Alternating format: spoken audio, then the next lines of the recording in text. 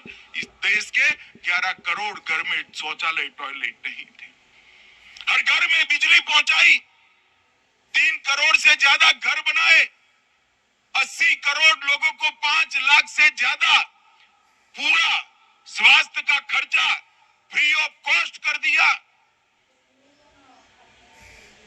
और कोरोना का समय आया, सबको लगता था जिनके पास पैसे हैं वो तो बच जाएंगे, टीका आएगा तो भी गरीब कैसे लगाएगा, उसका नंबर कब लगेगा। और भारतीय टीके बने, विश्व में सबसे प्रथम टीके बनाने वाला देशों में से हमारा देश भी था। और देखते देखते देखते फ्री ऑफ कॉस्ट 130 करोड़ लोगों को टीका लगाने का काम नरेंद्र मोदी जी ने समाप्त कर दिया। कौन गरीब, कौन धनवान, कौन युवा, कौन महिला, कौन वृद्ध, कौन किशोर, सभी लोगों को टीके लगाए। अब जो कोरोना का कालखंड आया, लॉकडाउन हुआ, 80 करोड़ लोगों को, देश के 80 करोड़ लोगों को उस दिन से आज तक प्रति व्यक्ति प्रति माह 5 किलो अनाज मुफ्त में देने का काम ये भारतीय जनता पार्टी की सरकार करती है। हर किसान के बैंक अकाउंट में सालाना 6,000 रुपया डालने का काम किया। धान और गेहूं की खरीदी लगभग 2.25 गुना हो गई। बंद पड़ी हुई गन्ना मिलों को अभी के बजट में 10,000 करोड़ का टैक्स का राहत रिट्रोस्पेक्टिव इफेक्ट से देने का, पश्चात असर से देने का काम देश के प्रधानमंत्री जी ने किया। किसानों के लिए ढेर सारी योजना लेकर आए। तो मोदी जी ने जो कहा था कि मेरी सरकार गरीबों की सरकार है, दलितों की सरकार है, आदिवासियों की सरकार है, पिछड़ों की सरकार है, किसान की सरकार है, उसकी उन्होंने परिपूर्ति कर दी। मित्रों, सुरक्षा के मामले में मोदी जी ने आजादी के बाद पहली बार देश की रक्षा नीति सुनिश्चित की।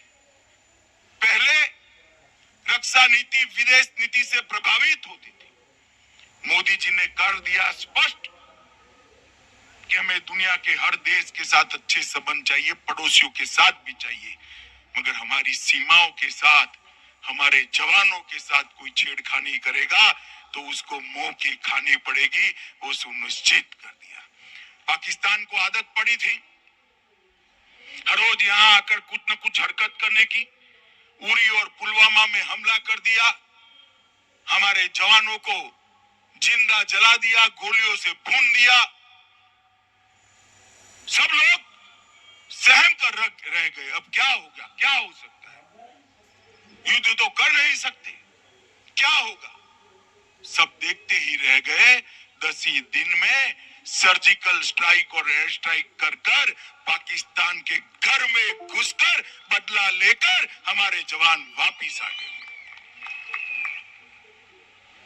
और एक ही कदम से पूरी दुनिया में एक संदेश चला गया कि भारत की सीमा और भारत की सेना इसके साथ छेड़खानी नहीं करते, वरना नतीजे भुगतने पड़ते हैं, नतीजे भुगतने पड़ते हैं।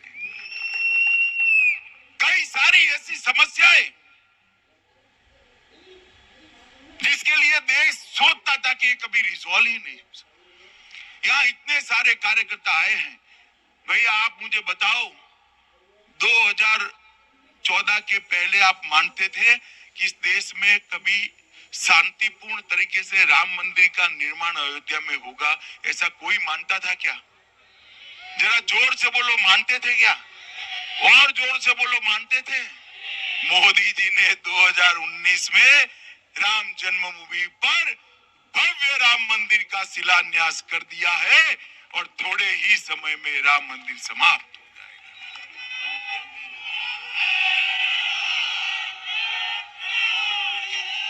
और खाली राम मंदिर नहीं, औरंगजेब ने तोड़ा हुआ काशी विश्वनाथ का कॉरिडोर नया बना, उज्जैन में महाकाल का कॉरिडोर बना, गुजरात में शक्तिपीठ को फिर से पुनर्जीवित किया गया, सोमनाथ का मंदिर भी सोने का बन रहा है, बद्री धाम और केदार धाम का पुनरुद्धार हुआ। हमारे सारे आस्था केंद्रों को गर्व के साथ महिमा मंडित करने का काम नरेंद्र मोदी जी के नेतृत्व में हुआ है। और मोदी जी ने सिद्ध कर दिया कि सांस्कृतिक विरासत को संभालना और आधुनिक भारत बनाना दोनों साथ में हो सकता है। इसके बीच में कोई विरोधाभास नहीं है। मुझे बताओ, आप कभी लोग सोचते थे कि ट्रिपल तलाक इस देश में खत्म हो जाएगा? बोलो, कोल्हापुर वालों सोचते थे क्या?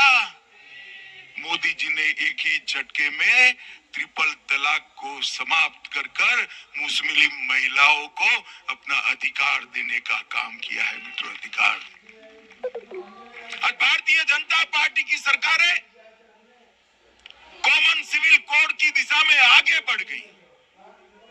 और आप कभी सोचते थे क्या? नारा तो हम कभी सभी लोग लगाते थे, छोटे से तख्ते लगाते थे, जहां हुए बलिदान मुखर्जी वो कश्मीर हमारा है। एक देश में दो निशान, दो प्रधान, दो विधान नहीं चलेंगे। परंतु कभी आप सोचते थे धारा 370 हटेगी? बताओ भाई, कल्पना आती थी क्या ऐसी? जरा जोर से बोलो। 5 अगस्त 2019 को मोदी जी ने कलम के एक झटके से धारा 370 और